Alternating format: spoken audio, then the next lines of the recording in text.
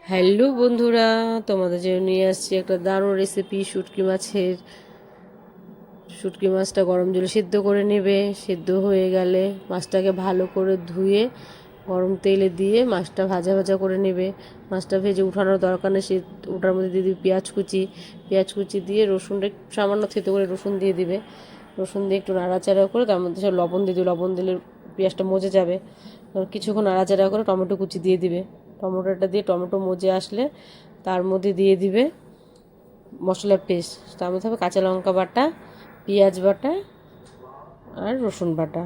তার মধ্যে একটু লঙ্কার গুঁড়ো দিয়ে, লাল লঙ্কার গুঁড়ো দিয়ে দিয়ে কালারটা ভালো আসবে। দিয়ে মশলাটা দিয়ে নাড়াচাড়া করে মশলাটা ভাজা ভাজা হয়ে গেলে সামান্য জল দিয়ে দিবে।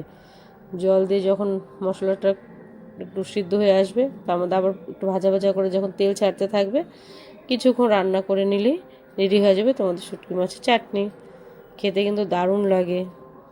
তোমাদের ভালো হলে কমেন্ট করে জানিও। Tata, by.